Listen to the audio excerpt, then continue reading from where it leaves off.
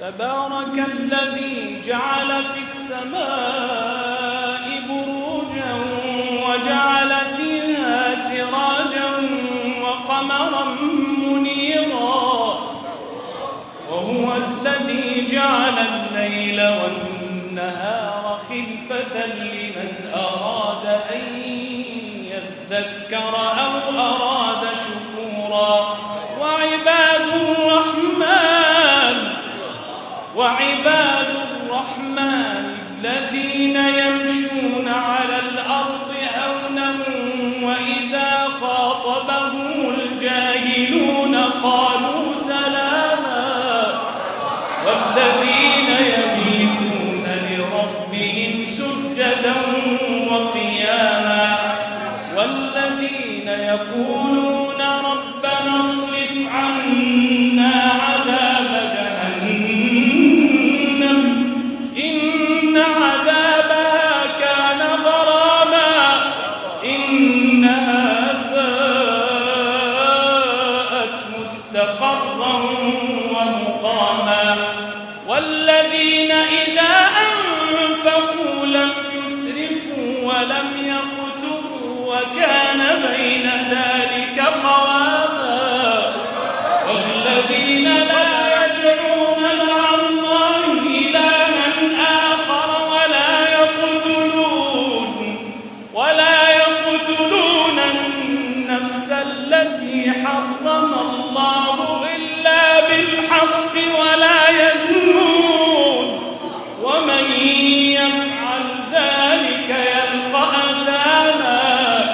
يضاعف له العذاب يوم القيامة ويخلد فيه مهانا إلا من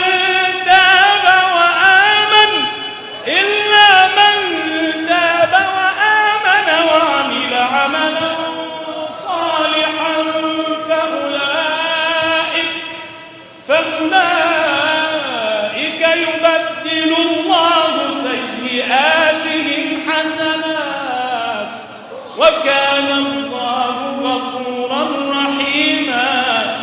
ومن تاب وعمل صالحا فإنه يتوب إلى الله متابا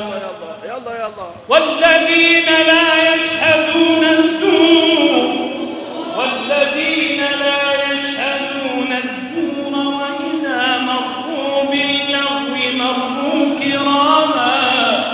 والذين إذا ذكروا بآيات ربهم لم يخروا عليها صما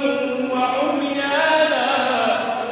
والذين يقولون ربنا هب لنا من أزواجنا وذرياتنا قرة أعين واجعلنا للمتقين إماما أولئك يجزون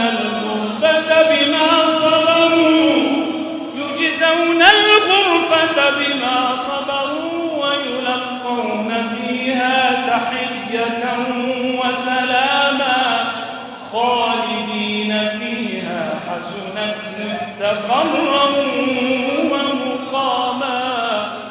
قل ما يعبأ بكم ربي